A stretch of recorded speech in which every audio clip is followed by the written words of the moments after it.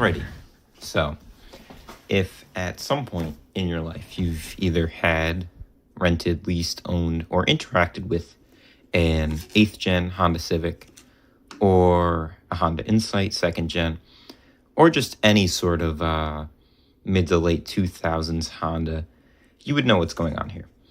Basically, these keychain key fobs here are known to fail right there and right here, like most things over years. And that'll leave you with something that's either bent like that or just generally not well held together. This one I actually super glued after a while. But that doesn't seem to be helping, and my battery's dying, and I'd like to replace that. So you can buy these housings online, but I thought what would be interesting would be to try the Honda Key 3D print. I did not design this. So the design is by Sweaty Palmer on Thingiverse. I'll go ahead and link that. But we're going to give it a shot. I have 3D printed the parts here on my Ender 3, which I'd like to cover at a later date. It's quite interesting how I acquired that. I printed them with a custom profile at 0.15 layer height, I believe. And I removed the supports, and I also went ahead and tried to file out the holes here with a hot little SIM card tray removal too. So the way that we go about this is first removing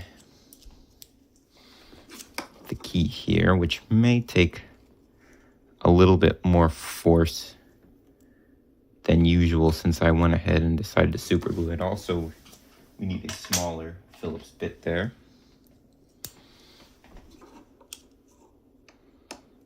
There we are. So this screw right here essentially would go through the case here and into the key and thread it all together. But what happens is there's a little washer there that on my keychain has particularly fallen out, and now it kind of leaves the plastic to break and not be too happy. So now what I'm going to do is come in with a flathead, just a little one, and we're going to see if we could just go ahead and pry this case apart here. Alrighty, so after some leverage there with that little flathead, we were able to get this kind of pried started. And then this should, yep, there we go, comes right apart. I don't believe your battery is just supposed to pop right out, but mine is not in the best state right now. So we'll go ahead and put that back together. Oops. There we are. Alrighty. So here we are, the key fob here, reconstructed. And then the battery, which in my case is a CR1616. I have heard of others using CR2032, but both of my Honda key fobs have used CR1616. So that just goes in the back here. And it does last quite a while, I will say. I think I've only replaced it one other time the past 4 years. Alrighty, so this kind of buckles together just like that. Generally, I think that's how it's supposed to come out of this casing. I don't think that it's supposed to break into two. I just think that the super glue there may have caused that. So now I'm going to have to... that's right. So I believe you're kind of breaking the key when you do this. You're popping it out, and this little plastic bit here can lay back down afterwards. But in my case, I think since I super glued it, it may not be very happy to come out. So let's see what that does. So there we go. I was able to wiggle the key a bit loose from that, and it just comes right out like that. And that leaves the plastic piece there. So if I ever wanted to go back to the OEM keychain, or perhaps if this doesn't hold up how I'd like, I do have the original shell. So now the next thing is going to be getting this key worked in from the back here all the way through up the front so it's seated nicely. And I will have to make sure once again that there's no remaining debris in this little recession here.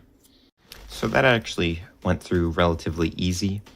I'm guessing the biggest thing is just having your printer decently dialed in and printing it in an orientation that's opportune to your settings.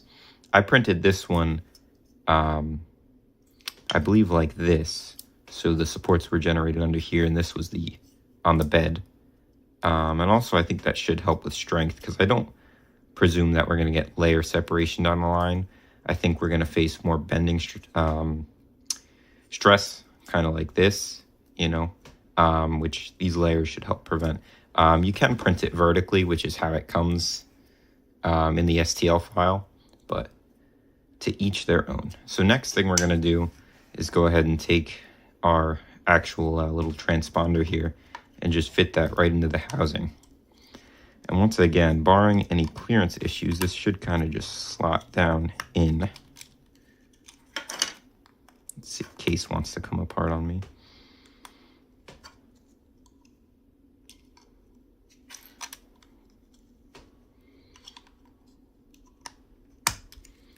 There we go. Maybe. So I think what might be happening is our top of the key, that's kind of like a T, is hitting the casing here.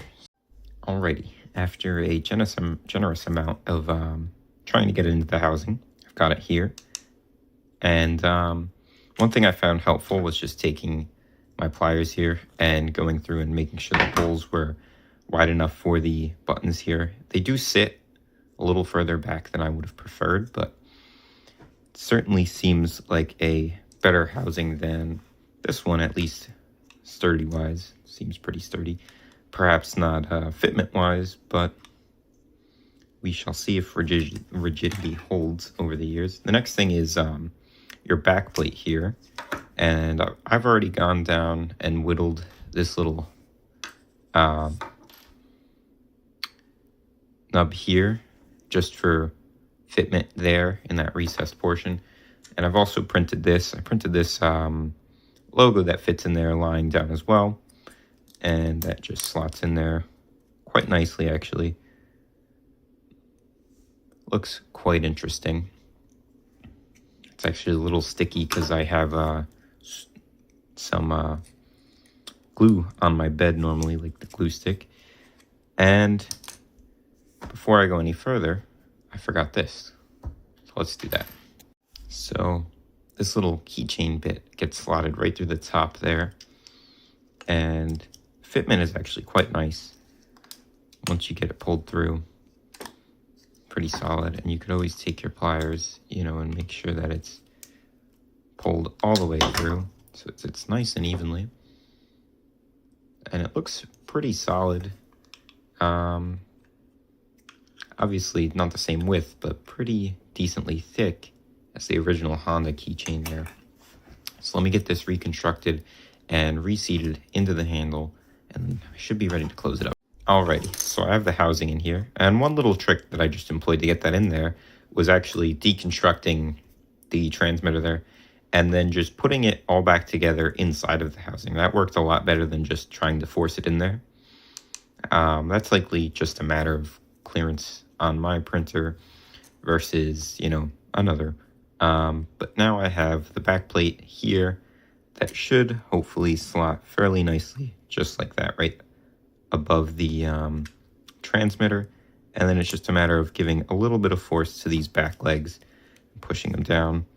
Now, this is, you know, fairly in line with the stress of the 3D print, so you have to be a bit weary of cracking along your print lines there.